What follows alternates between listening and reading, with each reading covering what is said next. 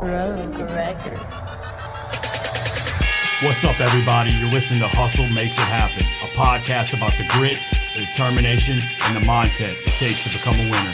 Success is not an accident. It was outside your comfort zone, in the trenches, where excuses are met by brick walls. So strap in, tighten up, and let's get ready to hustle.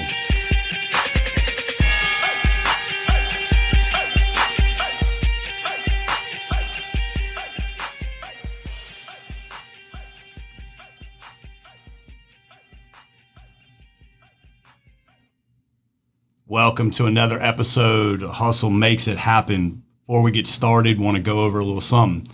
Share the show and help us grow.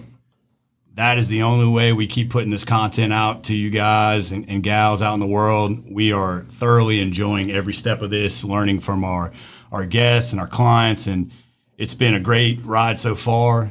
Keep sending all the positive reviews back, criticism. We take it all. Tell us who you want to hear. Send us the hustlers. That's the only way we're going to keep growing, guys, is share the show.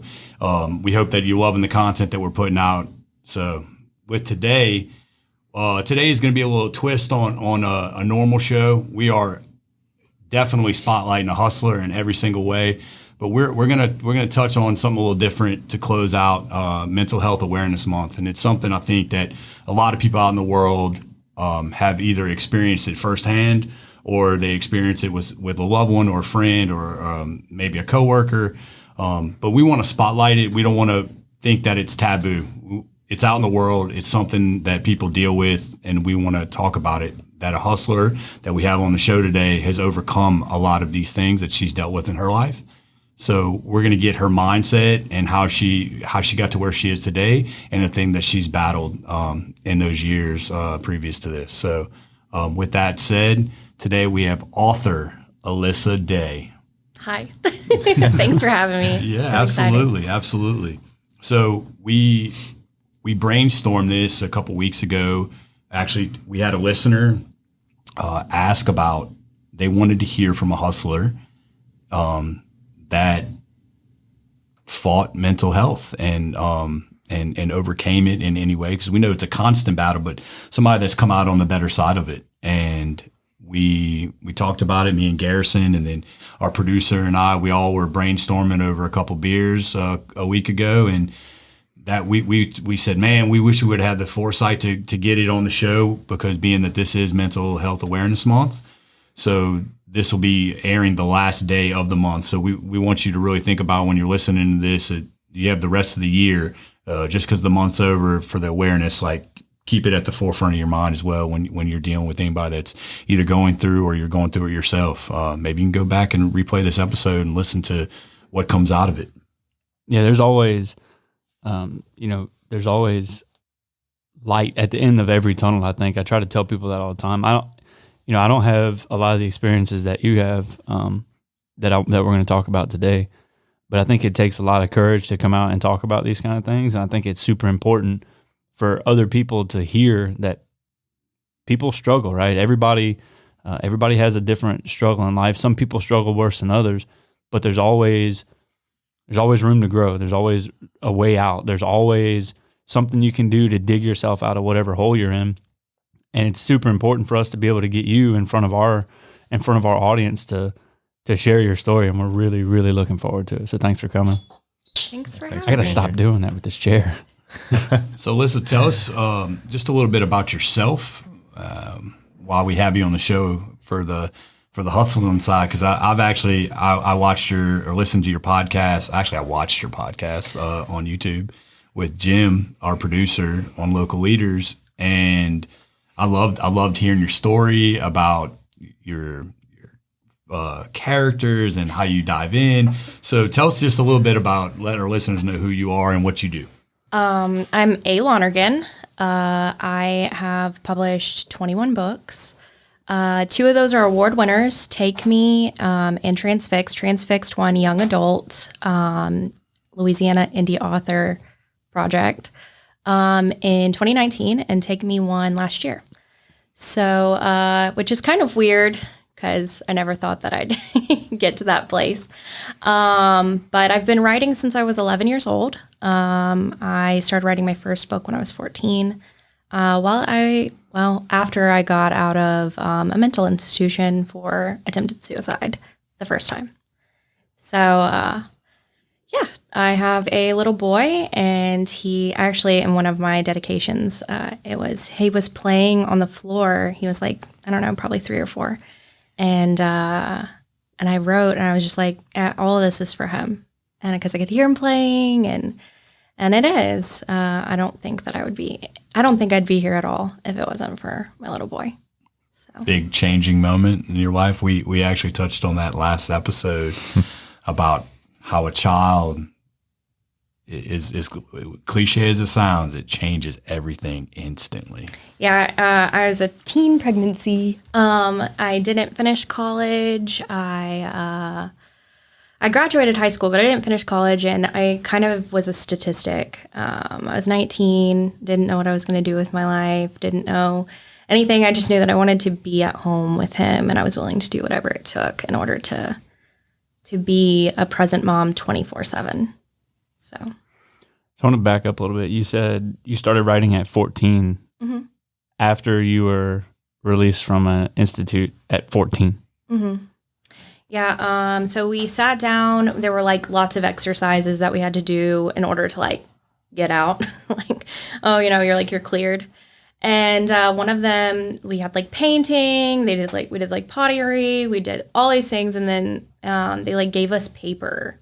They're like, just write whatever's in your heart, whatever's in your mind. And at that point, I was like writing really depressing songs and poetry, and I'm like, they're gonna lock me up in here and throw away the key if I write that down. So I got out, and I had a counselor, Sarah. And we talked, and she actually encouraged me. She came and picked me up from school some days. I saw her like 4 times a week sometimes. She was like my light at the end of the tunnel. And she encouraged me to write my stories and to write what I was feeling. And eventually it just like turned into a book. I don't even know. I don't know what happened. So when we're touching on it quickly, and I actually really like that, but what were you battling in the younger years that it drove you to that type of depression to possibly be looking at suicide at a very young age? So when I was 8 years old, my dad passed away. He had been sick for a really long time. My parents were divorced when I was around 4 years old. And I was bouncing back and forth between Missouri and Oklahoma. My dad he lived in Kansas City for a little while, but he lived with my grandparents for a while, and so we were kind of bouncing back between my mom and my grandparents. My mom, and he was in and out of the hospital having seizures. There was one night where he just like collapsed in front of me. He had cysts on his brain, and they had to drill holes in his head to relieve pressure.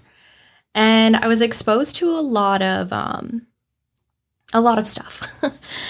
So throughout that, I had to grow up really quickly. And then I was sexually abused as a child as well. I blocked a lot of it out. I actually couldn't really remember any of it until a few years ago when I started to search out like healing for all these like weird memories and nightmares I was having. And it all like came back to me, and I was like, oh wait, what? And then, so then my dad passed away. We moved down here to Louisiana to be with my mom's parents. And it was a lot of changes. They say, like children are resilient, but, it was breaking you. Yeah. My mom was working a lot. She was going to school. Even like before we moved here, we were barely getting by. And I remember that. I remember stealing in the lunchroom because I knew like I might not have food later, and I don't know how that's going to be taken from my family, but, it's all right. But I already told my mom, like, this is my story that I'm sharing. But yeah, I remember stealing, and, we struggled really hard, and my mom, I remember her crying, and so like for being a single mom is an astounding job. And I watched her go through that until I was, I think, 10 years old when my stepdad came into the picture. But so I was forced to grow up rather quickly, and nobody kind of guided me through that process. And I think it had a lot to do with the fact that my mom was so focused on, getting a better life for us, finding a husband, that things just slipped through the cracks. I actually didn't know how to read until I was like 9 or 10 years old, because I just like faked it till I made it. And I was like, nobody can know. I actually couldn't even see either. I have really, really bad vision, and I wear contacts now, but I didn't even know until I was a sophomore in high school that my eyesight was so bad. So a lot of things slipped through the cracks, and I just had to grow up rather quickly. And at that point, I was done, kind of like this. I don't even remember if I knew what suicide was, but like, I just knew that the pain and the lack of control in my life was driving me to a point that, I didn't even know existed. I just knew that I needed to not feel anymore, because it was just too much. Yeah. So you're going through those things. You felt alone. Obviously, you didn't feel like you had anybody. I'm not saying your mom, she, like you said, she was so focused. So you're going through all this. She's trying to build a better life, but you're going through your own just pain and struggle, and you felt very alone. Yeah. And then you're going through early teenage years through this as well, which is hormones, and let's just be honest. I mean, the beginning of high school is, the more I learn now, I have a 12-year-old daughter. Kids are just fucking mean, man. I mean, the things that she comes home and tells me now that they're saying to her, I don't remember a lot of those things. I was kind of this social butterfly of friends with people in sports, and then the emo kids, and then the kids that were kind of rebellious. And like, I had like a group, I just kind of floated. But the things that they tell you. Yeah, now, I was bullied too throughout that process. Yeah. Right. I can imagine, like, because you feel alone. So you're already like, you're not like just happy all the time. So, well, I actually use humor to deflect. I get that. So a lot of people just had no idea, because like I joked and I made, like just sarcastic comments, and nobody really knew. And I think that even now people have no idea that I struggle. I've talked a lot about it on my platforms. I want to have an audience that is aware that social media doesn't have to be fake. We can open up a platform where people can be honest, where you can be yourself. You don't have to put your best foot forward all the time. And I'm tired of that stigma that you have to. So I've talked a lot about what I've gone through and things like that. But still people are like, but you seem so happy. And I'm like, but that's not what mental health is. It's demons that lurk and wait for the right opportunity. It's not just, happiness. I'm happy with lots of things in my life, but there's still that nagging in the back of my head that I am not good enough. So you were already writing through some of this earlier years. So was that still a little bit of escape in the beginning, or you were still just learning about your writing skills? And so I think it had a lot to do with just wanting to get on Disney Channel. I'm 27, so at that time, everybody wanted to be on Disney. It was the thing. And my grandpa actually knew one of the board members on Disney. And so I think it was like, hey, if he's the doorway, like he can get me there, which like sounds so cringy now. I'm like, why am I even admitting this out loud? So I just like sang a lot, and I was constantly singing, and I enjoyed it. I danced. I was in dance for most of my life. And so when I just started writing songs, yeah, it was like an outlet, but it wasn't in the way that reading was. Reading gave me this feeling. It still does. It is my escapism still to this day, that I can just go somewhere else, that I don't have to be me, that I can be a witch or a vampire or, you know, whoever. And it doesn't matter while I'm in those pages. I love that though. I love hearing about, because everybody has their own escape, and I love hearing a new perspective over like where your mind goes to escape. Like mine's working out. I literally lose that time in the sense, but I'm free in those moments when I'm pushing myself and my body, my mind. So I agree, because I do go to the gym. Yeah. It is a different feeling though. It's a different like let go, that your mind doesn't have to work. Yes. And that's why I enjoy the gym so much, is because I don't have to think.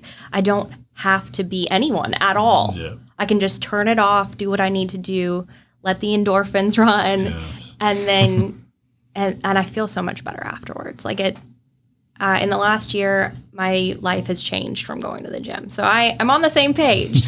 It's just a different kind. Yeah. So you were 14 in the first attempt. How did you feel preceding and then after? Because obviously you're here today, so it's a failed attempt. Yeah. Right? I remember just my stepdad like carried me to the car, and I just remember thinking like I didn't care. Were you? It was pills or okay. And while I was in the hospital, it was very miserable. They had to pump my stomach, and I was awake for that. And that was awful. But afterwards, I met people like you'd think, oh, there were crazies in there. But I met amazing people too that like gave me this different outlook on mental health, on the dark sense of humor that comes with dealing with things like this. And when I got out, it was kind of like, hey, I think I can do it. Like, I think that I can keep going. They had me on medication when I left, but it never worked. It made it worse. It made me want to end my life. Like, even though I'm thinking, oh, I can do this. I can get this. I can keep going one step. I got it.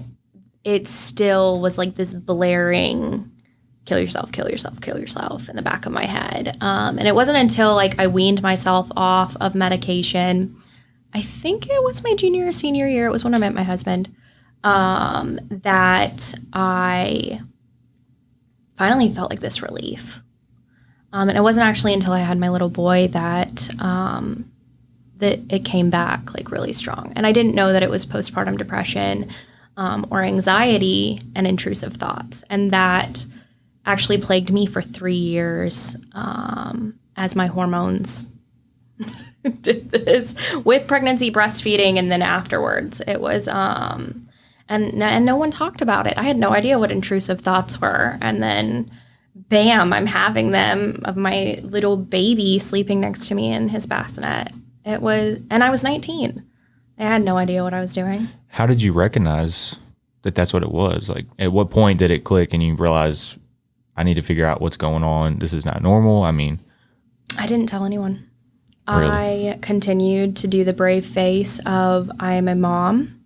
I am a wife. I need to keep going. I need to just do it, and I need to suck it up, and it'll all be okay. And it wasn't actually until probably last year that I found out what it was, because somebody posted about it on Facebook. So that's a long time to. Yeah, because he'll be 8 this year.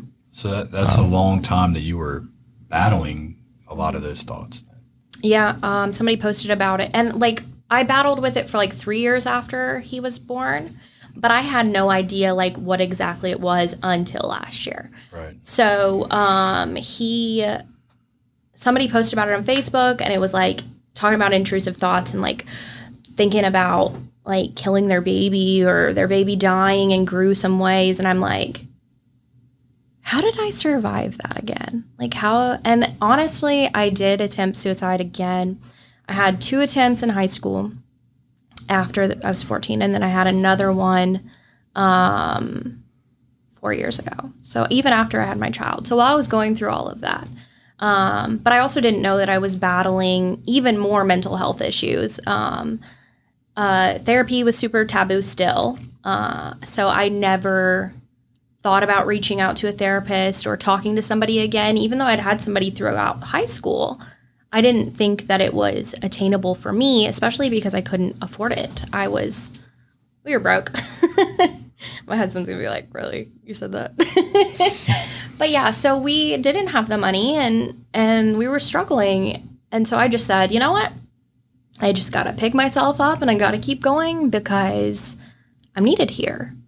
But that one night was not, it was the night my husband and I weren't doing good. Our marriage was really, really rocky. Things kept happening. And that nagging just said, you're not good enough. They're better off without you. Your son doesn't need you that bad. He'll find somebody better. You know, like your husband will find somebody better for your son. And you won't feel anymore. It won't hurt anymore. And you'll be okay. So yeah, I tried. And then I stopped. And I said, yeah, okay. I think my husband was like... I remember him calling me, and I think he was like, I'm calling the police, and they're going to come and get you out of your car. Wherever you are, the police are going to come and get you. And I'm like, I don't want the police to come and get me. I don't want to go to jail. I think that was my main thought, was that I was going to go to jail. But I was young. And so I just like tossed the pills on the floorboard of my car, and I don't really know how I got home. I don't really remember that part, but it was a very difficult night. And I just remember everybody calling me, and it was still really hard. And later I found out, I haven't like been properly diagnosed with it, but I am 95% sure, because of other people in my family who have it, that I have obsessive compulsive personality disorder, which is different from OCD. It deals with feeling out of control, like lack of control in your life and wanting to constantly be in control. I'm meeting with a therapist now, so hasn't given me the proper diagnosis, but I feel like we're getting there, mainly because I know somebody who does struggle with it, and he has the proper diagnosis, and we're the same person. We both have the same problems, the same quirks, the same, like, just everything. But I felt out of control in my life every day. And it was like any inconvenience made me feel like I was spiraling, that I couldn't get in touch with my husband. I'm scared. Is he okay? He's out frogging with his friends, and it's like, there's no control. Like, I can't breathe. Where is he? Is he okay? And then it's like, I'm spiraling. And so that happened for a really long time until this past year, when that family member got their diagnosis. And I was like, oh, maybe I should start looking into this too. And then I went to a therapist, and therapy has changed my life, like 100%. So you find a lot of value in talking with other people that share similar experiences to you to help you kind of overcome some of these issues, or does that help you or not? Yeah, relating, people who can relate to me or I can relate to them. Having social media is a big part of that. Having people who, like share the big viral posts that talk about anxiety or depression or this or that, or autism. Like you feel like, oh, wow, like I'm not alone. There are other people who are struggling. There are other people who have OCD or have whatever, and you can talk about it. You can comment, and then you find out other people have it too, and then it's like, I'm not crazy. Because I think, like, at the end of the day, when you struggle with mental health, the hardest part about it is feeling like when you talk about it, people are going to think that you're crazy.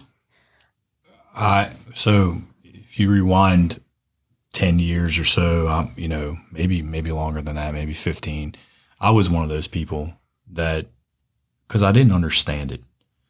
I'm 40, so 15 years ago, I'm 25. I didn't understand what those things were. And I had people dealing with them in my life, and I didn't think oh, they're crazy. I I couldn't wrap my mind around You don't understand what they were going right? through. And so I just didn't know how to deal with them or what they were going through. I didn't know how to tell them, hey, do this or do that, because I was just fully backed up with my eyes wide going, I have no idea what you're saying or why you're saying it, because I don't think that way. Right, because your brain doesn't operate like on the same wavelength. So that being that I wasn't hardwired, and then as time went on, I had a significant other that had dealt with losing her father to suicide, and then she battled a couple things herself as years progressed, and I started to understand more, and like you said, the literature wasn't really out there then as much as it is now. So what literature I could find, I would try to wrap my mind around it. But as years went on, I tried to further educate myself on. I'm not wired that way, so it was hard. But I started to understand and be more accepting. Like, this shit's real. It's out there, and people are dealing with it every single day. And more people than you think. Like, you never think that like your neighbor is battling depression until they lose their battle to it. You never, like, because people just don't talk about it, because for the longest time, you just don't talk about the bad things. You put on a smile, especially, in the South. You just grin and bear it, and you get through it. Bless your heart, I think something that struck a chord for me within the last 5 or 6 years is I had a very close friend of mine. He owned a gym out in this area, and he had a business partner, and he was in the, we'll just say, police force of some sort. So very confident in himself, very good looking guy. I mean, he was built and he worked out every day. He owned a gym, and life of the party, always smiling. And making other people feel good about themselves. I mean, but if you looked at him as a snapshot or in a little movie clip, you would see this guy's put together. He works out. He's very successful in his career as a police officer. He was going through some things in his life. We'll just say that. But overall, beyond the little things going through his life, he was still put together. I mean, his career was flourishing. His gym was doing well, and next thing you know, my friend called me, said my business partner committed suicide yesterday morning. And for me, knowing that guy, I saw him not too recently, and I was like, that guy is no longer here. And I'm like, would have never guessed that guy was battling those type of demons. Mental health doesn't discriminate. It's in everybody, like whether you're black, white, Asian, whatever, man, woman, there is somebody in every single race, demographic out there that is struggling with mental health. How can we be like more cognizant in the people around us, and how can we recognize that, maybe open up and have them open up to us? Like what is something people can do to help people around them? I think like just be in a safe place. Another thing like that I have realized is making sure that your friends or whoever you're hanging out with or whoever you're talking to, ranting especially, that they are in the right emotional headspace to take on whatever you're going to dump. Because like a lot of times, one of my best friends, she has gone through IVF and miscarriage and all these things. And I would rant to her all the time. Like, just, I'm frustrated. My family's this, or this is going on. And then I would just come at her with all of like my emotional baggage. And she was my dumping ground. And somebody had posted this meme that was like, you need to make sure that the people that you are ranting to have the right headspace to deal with it. And I felt like the worst person ever. Like I every time that I am ready to like, oh, hey, you want to hear this? Like, hey, I'm like, do you have the right headspace right now? Like, can you take this on, or is it not a good day? But also like having a therapist, she's my dumping ground now. So I don't feel like I have to go to a friend and like let out all my frustration and like the things that like I just need to talk about. Like not necessarily things I want advice on, just things I need to just let out. I let it out to my therapist, who is a professional. who probably sees another professional for all of the dumping ground she gets. But since doing that, I don't dump on my husband anymore or my family. Like, it's a little different if you go like, hey, I got some tea. Like, I got some drama for you. You want to hear it? But like, if you are doing that all the time to the same person, it's going to wear on them, because not only are they dealing with their own issues, but then they have yours too that they're concerned about. Is that person in this bad mental spot? Like, if my friend is constantly venting at me and I have like all of this, my chest is tight with everything I've got going on, my mental health is bonkers. Like last week, my mental health was in the pits. And if I had like my siblings or my friends come to me with their marital issues or their depression or whatever, I would be constantly worried that they are not okay. What can I do to put them first instead of putting my mental health first?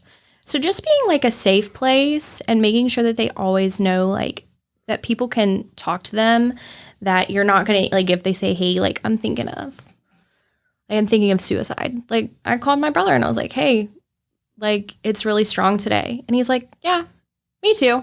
And I'm like, that's not good. He's like, yeah, well, it's not good that you're thinking about it either. And we're both like on the same wavelength where we're joking about it. And then we're like, okay, we're good. But like, if I were to tell somebody else that, like, hey, suicide is really prevalent in my head today, they'd be like, yeah, I'm calling your husband and your preacher and the police and an ambulance. Like, you have to make sure, like, sometimes when people with mental health are struggling with like the demons that come with it, it's not always that it's a cry for help. Sometimes it's just like, hey, I just want to let you know that I'm like struggling a little bit. And you can be like, oh, do you need anything? Do you need me for whatever? Just make sure that you're constantly a safe place for somebody who is, whether or not they're struggling or not, because they know that they will be able to come to you no matter what. I think one of the things that terrifies me personally so much about mental health is that it's the different ways that it manifests itself in people, right? So you mentioned it a while ago, and I have experience with a very good friend of mine that took his life a couple of years ago. He was always like the guy that was trying to make people feel happy, and that's exactly what you mentioned. He was always joking and cutting up and cracking jokes and just being himself, right? A very, very likable guy. I mean, life of the party type dude, good as gold, right? But he's fighting all these demons on his own, and he ends up losing his battle to his mental issues that nobody really knew he had. That's the most terrifying part about it for me, right? So how do you, what identify it? Yeah, like what are some ways that you can identify it or make sure that you're there for those people whenever they might be needing you?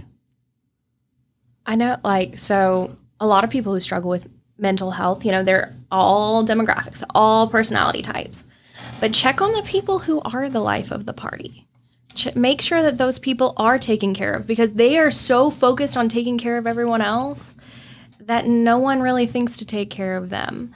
Like, I am constantly making sure all of my friends are okay. Now, I'm not digging at my friends or anything, but it's easy for those people to slip through because you think, oh, hey, they're doing great, when they just want people to not focus on them. Like, hey, I'm going to focus on you. I'm going to take care of you. And don't look at me. Don't look at the darkness that's lurking in me, because it's so much easier to deflect than to let somebody see what's going on. I think a lot of the problem is the vulnerability of people when you ask, like, hey, you good today? Yeah, I'm good. It's actually saying, no, I'm not. I'm not good today. And being able to have that person, like you said, that you're able to say that to, and be true about it. Like, recently Justin was waving, and like we text and call, we talk a lot, obviously, and he's like, man, I'm not right today. Like, I got a lot going on, and I'm like, are you good? You want to talk about it? And he did. It wasn't like, and you were a safe space for him. It wasn't like he just had a lot of roller coasters, this, that, but he opened up and said. But I think a lot of people they don't feel like they can say that to someone. And I think that's a big barrier today. I think a lot of people feel too like they don't want to be a burden on somebody else. That has a lot to do with it too. Like you don't want to continually dump your problems on people because you're afraid. You just said it. I mean, you're afraid that if you're dumping your problems on them, how's that going to affect them? Right. So I think a lot of people maybe don't feel comfortable opening up and talking about some of the issues that they might be having on their own. What would you say to those people? Because you're an anomaly, right? You're somebody that's dealt with these issues and you're able to fight through it, and you still deal with them, right? You still fight them every day, but you're able to find a zone right in your writing and get in your writing and come out on the other side. So what would you say to those people that might be struggling with mental issues? Find a therapist. There are tons of free therapists through nonprofits. There are so many mental health avenues now that you like if you need somebody to talk to, like, and I know therapy is like super taboo even still, but like having somebody, like I had therapy on Thursday and I sat down with her and I told her everything that I was feeling. I told her, I was like, okay, so if I tell you that I had thoughts of suicide, are you going to commit me? And she was like, she gave me like her little list. You can't do this, you can't do this, you can't say this. And I'm like, okay, all right, cool. So last week, and then I let it out and she's like, all right, well, let's talk about coping mechanisms. She's like, let's talk about how to better navigate when these thoughts happen. She's like, you're not a bad mom, but she's like, but your brain's going to tell you something different. She's like, so if you need to have quotes around your house that say, or like, you know, write on your mirror or put it in your notes or whatever, you've got it in black and white. So even no matter what my head is telling me, I have something that I can look at and be like reminded, okay, this is just a moment. It's not reality. It is not my whole life story. It is a moment that I can overcome and I can break through. But I love my therapist and she's amazing and she's literally changed my life. But writing is my outlet, 100%. When my papa passed away a year ago, on Wednesday or Thursday this past week, and my brother is getting married next week, and there were all these things that are coming at me. We're living at my in-laws' property in a camper while our house is being built. I had a book release on Friday. Like all of these things are hitting me, and I felt like I was just getting shot with a BB gun over and over again. And every time that I felt like I couldn't breathe or I couldn't think or whatever, I sat down, I opened up my computer, and I let the words and the pain flow through my keyboard. I channeled it into something else, like productive. And I think that a lot of people who struggle with mental illness, a lot of it has to do with productivity, with when you slow down and when you are idle. There's like a quote I heard once that idle hands are the devil's work, or maybe it's a scripture. I don't know. Don't quote me on that. And it's true. When I finished the book that released last week or yesterday, I felt like I didn't have a purpose anymore. Like I'm a mom and I'm a wife and I have an Etsy store and I do makeup and all this stuff. But like I sat down, I was like, it's done. What now? What do I do with myself now? And I sat there and I cried probably for 3 days because I was like, I don't know what to do with myself anymore. Like, who am I now? Where do you focus your energy? So I actually want to, because we fill out a questionnaire, and so you said in your questionnaire, that feeling of success when you hit the end or publish. Yeah. Like that. So that's a super big high for you. Mm-hmm. And then I hit low. And then you come crashing down because it's over. Like bittersweet. Right. Yeah. So like writing those books, you put yourself in them and you're navigating through this story that you're obviously. I'm feeling it. Yeah. I am living through my characters. Yeah. And everything that they go through. And And the letdown afterwards, that crash it's deafening and it hurts. And my husband's like, what's wrong? Like, are you okay? Like, why, what can I do? And I'm like, there's nothing you can do. I just feel worthless right now. Like, I feel like I don't have a purpose anymore. And he's like, well, I didn't know it was that I didn't have a purpose, or I didn't know where I needed to go from there. It wasn't until a few days later that I was talking to my brother on the phone, and he said, well, something about a purpose. And then I was like, light bulb, like, yeah, I feel like I don't have a purpose. And I'm like, okay, so what can I do in order to find that purpose again? I started drawing again. I started creating more stickers for my store. I did my makeup. I did all of these things to make me feel productive and to make me feel like I had a purpose each day. Now, no matter what that is, then I sat down and I mashed out 8,000 words in like 3 days, which it has not been a norm for me lately. And I said, oh, the story is coming to me. I feel better.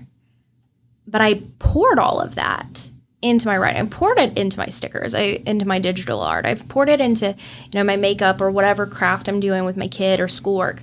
Finding a purpose doesn't have to be this massive thing.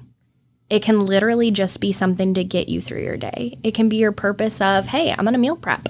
Or my purpose today is going to be going to the gym. Or my purpose is going to be to meditate or whatever, because everyone's self-care looks different. And a lot of times, especially for women, feel, oh, get a glass of wine and take a bubble bath. I don't drink, first of all. Like, okay, I love bubble baths, but I live in a camper right now. I have a shower stall.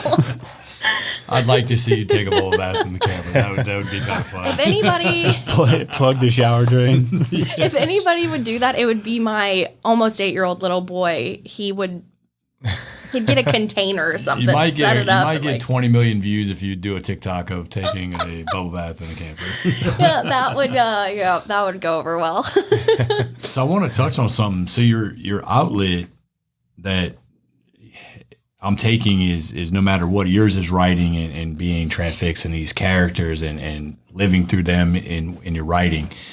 But you've become successful in it, which then... I don't know how.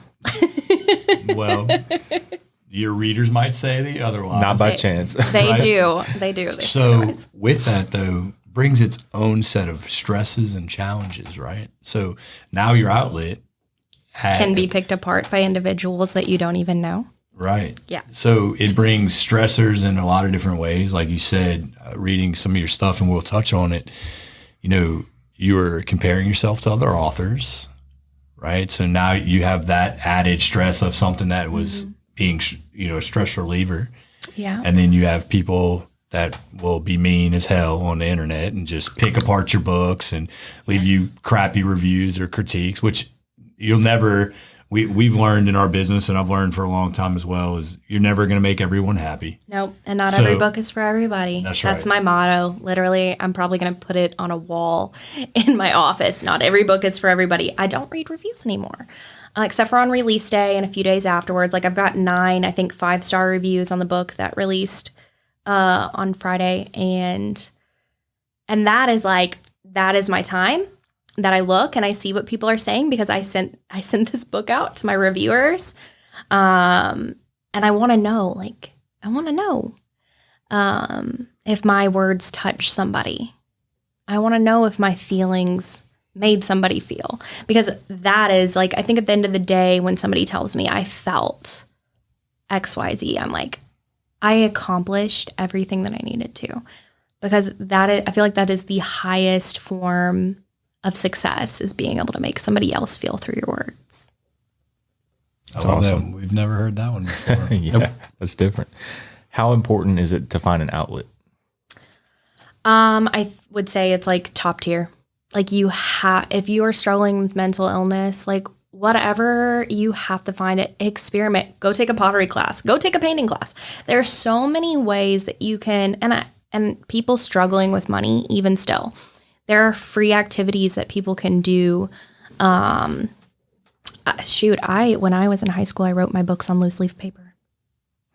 So, I mean, you don't have to have a computer. You don't have to have the best of the best in order to find your escape.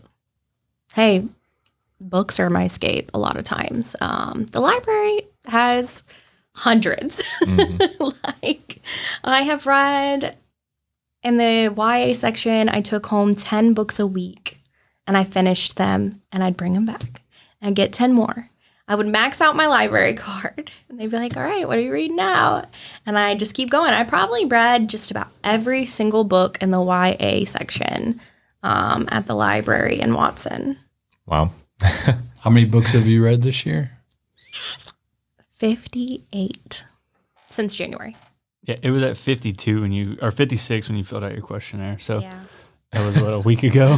So you knocked off 2 more this week. Yeah. 2 more. That's awesome. So I want to rewind a little bit just because I think it's something important to bring back up. So I have a 12-year-old daughter, and she hasn't experienced some of probably the trauma that you had, but I feel like some of the things that she's been through, just separation of parents and things like that. Divorce is hard. Right. And so she's going to be starting the counseling soon just so that she can feel her emotions and get those out to a non-biased party. And I feel like listening to your story, how important do you think it is of teaching it early on to your children to be able to have an outlet and to speak to someone as well? Because that was, I would say in the beginning for you, that you felt alone. You didn't have anybody. Your mom was focused here and you're struggling down here. And I didn't want her to know I was struggling either, I think, because I knew that she was struggling. And it was kind of like... You didn't want to be a burden to her. Right. It was a teeter of, I'm the oldest. I have all this responsibility. I have little siblings. Like, I can't... And I was the problem child, so let's not... But it was like what's one more thing? Like, I can't do one more thing. I have to at least try to just... be snarky and sarcastic and funny and not show her that I'm dying inside. But no, I think that it is extremely important to, if you don't want to get your children into therapy for, if they've got anger issues, my child has, he has a short fuse. Talking to your children and being the safe space for them. Talking about their feelings, like, your feelings are valid. It's okay. Like, let's talk through this. Let's discuss why you are feeling this way. And it is hard, especially like growing up in a household where like spanking first, questions later. Like, a lot of times children aren't acting out because like they want to be bad. They are struggling and they need you. So I have had, like, gentle parenting is a thing, like, I advocate for, and that doesn't mean not disciplining, but it means being a safe space for your kids that you're not going to immediately be like, get the whip, like, your child's not a pack mule. You're trying, you got to shape your child to be able to handle trauma too. And so you just have to, there are lots of platforms out there to be able to, YouTube is a big one, TikTok even bigger, where you can learn about ways to help your children cope through their emotions and what they're feeling. But 100%, you have to be the safe place first before they can tell you, I need more, or before you can even discover if they need more. But like making that first step with your daughter and getting therapy together. And if you feel like you can't handle it, even if you can, like, it's a good thing. Professionals. We talk through it a lot. Yeah. We don't have this, barrier between us. Like, we talk very openly about things. And that is so important. But I want to, even though we do have that open line and she does, she comes and talks to me about things I'm happy that she talks to me about already. And but I hope professionals are right. sometimes needed, and That's they right. know how to cope and say things that some days, my little boy says something and I'm like, what? I'm like, breathe through it. Like, don't freak out. And so, yeah, no, professional, you can help your children and have that open space, but sometimes having a professional is a bigger thing. And sometimes your kids are going to say things to a stranger that they might not feel comfortable talking to you about either. So, has therapy improved your personal relationships at, like with your husband, 100%. family? Yeah. He actually tells me, you haven't been to the gym or therapy in a while, have you? And I'm like, no. And he's like, I need you. He tells me, he's like, I love that you take care of yourself. We had a huge talk and he said, I love that you want to take care of your mental health and you want to be healthy and you want to take care of your body. He was like, I love that about you. He was like, you inspire me to be a better person. And getting that validation is very important too, because you do all these things and you try and if the other person's not seeing it or not telling you that they're seeing it, it can be very hard. Like, am I even improving? Am I seeing results? So yeah, he tells me, you haven't been to the gym this week, have you? You haven't been to therapy. I'm like, okay. Do you ever feel guilty about taking care of yourself? Like No. taking the time to go, or have you ever in the past felt guilty about taking time away from your husband or your son to go focus on yourself? Because I think that might be something that other people may struggle with, right? They don't want to feel like they're adding extra or alienating or adding extra burden to their family, the people that are depending on them to pull out and go take care of themselves. You know what I'm saying? I might have a few years ago, but I started this movement for myself that I wasn't going to let mom guilt get to me. Yeah, that's what's important. I'm glad you mentioned that. It's kind of the direction I was hoping you were going to go with. Yeah, mom guilt is a big part of mental health with women. And I realized I have to feel good about, I had a huge team of women, over 100 people on my unique team when I did makeup full time before being an author took over. And I would do trainings and stuff. And my biggest thing was you cannot pour from an empty cup. And I constantly preach this at these girls. And I'm like, I'm doing it myself. I'm pouring from this empty cup and I'm not, taking care of myself. But then it became this thing where I was like, no, I'm right. That's right. What I'm telling these girls, right. I have to implement it for myself. And if I want to be the best mom I can be, if I want to be the best person, the best wife, the best leader, the best woman I can be, I have to take care of myself and I have to let go of the mom guilt. I've got to get the clothes that make me feel good. I've got to go to the gym where I feel good. I have to feel good because my mood affects the household. And for most people, that is the woman role. If the wife or the mom is in a bad mood, typically it trickles down. Happy wife, happy life. I mean, and I hate that saying, but it's just it's a responsibility that you set the tone of your home. And so I said, okay, I have to be happy. I have to be healthy. And I am the one who's going to shape the way my child's day goes, my husband's day. The other day I barked at him about something and he's like, hey, the rest of the day went downhill. And I was like, I know I did that. But I didn't let it get to me because it was just one of those days. And I just, you have to let it go because it was just a moment. It's not the rest of your life. I wanted to bring that up because I think I can see that happening to a lot of people, right? They don't want to let other folks down, so they don't take care of themselves. And you highlighted exactly how important it is to focus on yourself first, right? Mm-hmm. Focus on yourself and then focus on helping other people. Well, like she said, the bad thing that morning, she snapped at him and then it turned into this trickle effect for the rest of the day. It's a ripple. So does the good effect of the day. When you've started it off with a positive, that trickles as well in a good way. So it's a two-way street. Your actions have a rippling effect, whether it is negative or positive, and it affects everyone that you come in contact with because people can feel your vibe, whether it's over social media, whether it is over in person. If you are having a bad day, people can tell. It's not you give off an energy. It's not, people are like, oh, that's not true. It is 100% true. And I try to say, put your best energy out there because you never know what somebody else is dealing with. So we've talked about through this time on here, we've had depression and anxiety and suicide attempts. And, you seem so much more cognizant now today than this was a journey. This has been a journey. It's going to be a journey for the rest of your life.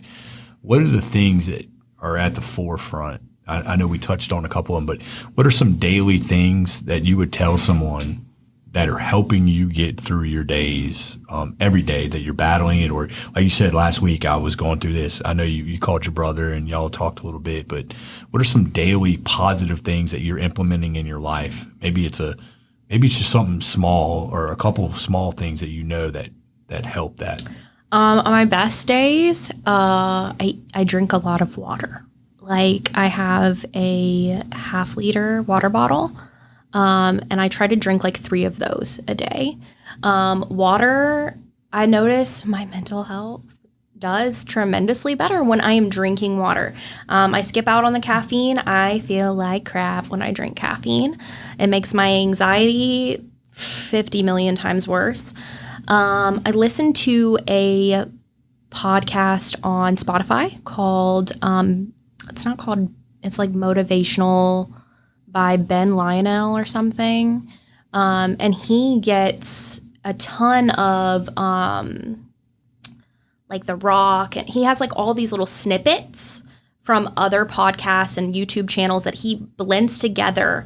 My favorite one is called Beast Mode, and it has The Rock and I can't even think of who else is, but The Rock's part in it was my favorite. And I listen to that often, over and over and over again. And I listen to it while I do my makeup. And I try to listen to music, like uplifting music. I try to go to the gym in the mornings because even though I'm a little tired and my legs are jello, it makes me feel good the rest of the day. I'm ready to take on anything. And then I try to do the hardest thing first. So whatever's overwhelming me the most, if I can do that, everything else is a cakewalk. And it's like, oh, I've accomplished. It's like, like making your bed in the mornings. It's like you've accomplished one thing, so you can do the rest. I don't make my bed in the morning, but I've heard that it's a good thing. Setting the tone for the rest of the day. Yeah. It's like one accomplishment. So, oh, hey, I can do this, or I can do this now, or, whatever. And eating good food that is good for you. That's another thing. If you feed your body good stuff, whether that is words, quotes, music, podcasts, but food is another thing. If you're filling your body with processed, chips, you're constantly snacking on chips, it's because you're always hungry. It's because you're not eating nutrient-dense foods that are good for you. And that's going to play a big role because I've heard that the serotonin is created in your gut, and I don't know, it all plays together. So if you're taking care of your body, it's going to help you feel good. I can tell when I am not taking care of myself. I feel it, like, oh, I've been eating like crap. I haven't been eating vegetables or, whatever. And I can feel it. I feel sluggish. I feel tired. Which plays on your mental health. It does. Yeah. And I'm like, why am I not productive today? Why can I not just like feel good and be able to get to the gym? Oh, well, I ate Frosted Flakes for breakfast, or like I had a muffin instead of, sugar makes me a basket case. But fruit, I love fruit and I love vegetables. And so I try to just feed my body with good stuff. And it plays with the empty cup. You can't pour from an empty cup. It's the same thing when you are taking care of your body. You have to take care of your body first before you can take care of others. So I'm the main example to my husband and my little boy. They watch what I do.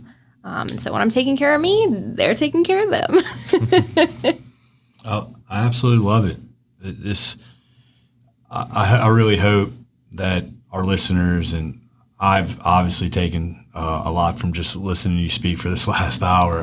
I hope our listeners take that mental health is real. It's out there in the world. It's prevalent. Your friend, your coworker, your teacher, your mentor, your coach.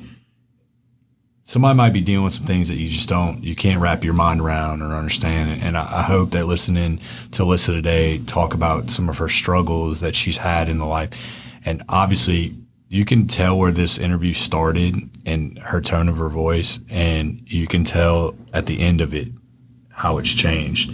And it's because it was very somber in the beginning, and now she's lively, she's smiling, everything's happening because she's talking about coming out on the other end. Not saying it's over, but she was talking about, I'm winning a little bit. And you can see like she's smiling right now. If you're watching it, you can see it. But I hope people, if you're battling with this or you have some people in your life, please listen, like share this with them. Because that was the point of this episode today is to put a spotlight on it. People want us, it's taboo or we still don't want to talk about it. Talk about it. Ask your friends if they're okay. Ask your family members. It doesn't matter. Just talk to them about it. And live like you might lose them. Because if you live like you're at their funeral, talking about all the good things, you make sure those people know what you mean. They never have to second guess it either. So before we come on out of here, we didn't talk about it as much because we spotlighted this show a little different. You're a hustler, and so please, you're known for your books and your great characters and stories that you've been writing. Obviously, you're an award-winning author. Plug yourself. Tell them where they can find you and your books, and if they want to dive into Alyssa a little further. I have a website called Fated, FATEDNIN, fantasy.com.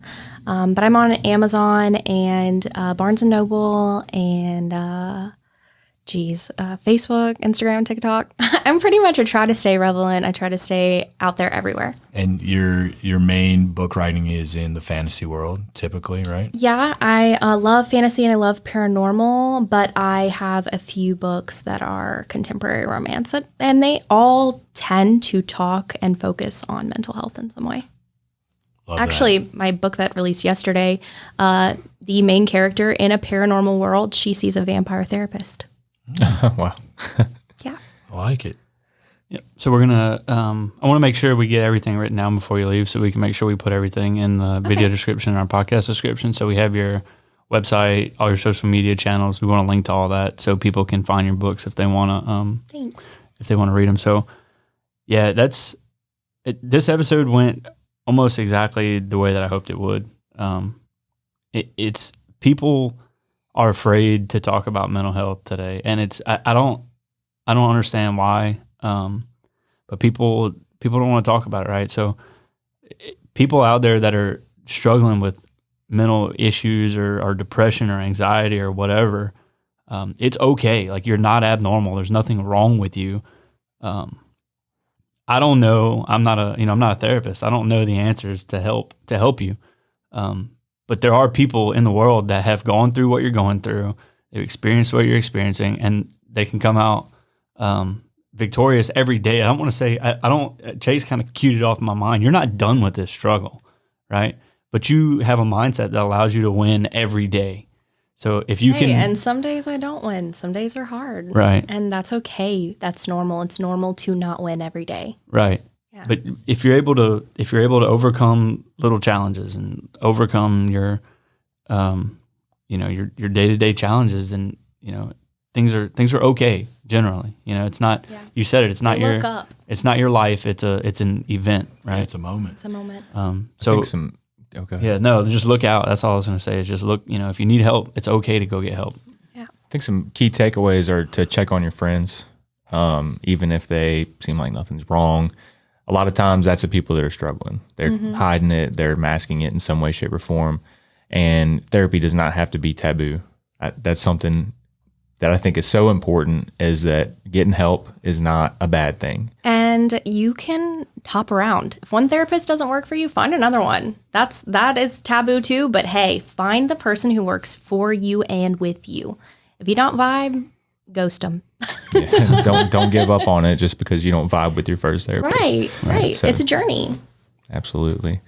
So to close out this episode, there are subject matter experts out there in the world to help you with your mental health. If please look them up. There's plenty of different sites and organizations out there that can help you with your mental health. There's advocacy groups.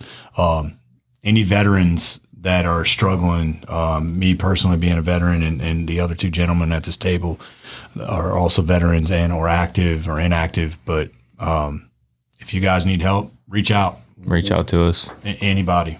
Yeah.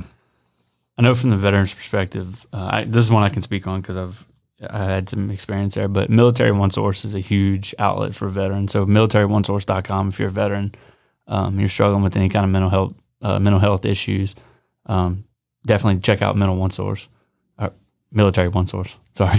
Alyssa, thank you for coming on and sharing and being vulnerable and coming on the show and sharing your story. It was a pleasure and honor.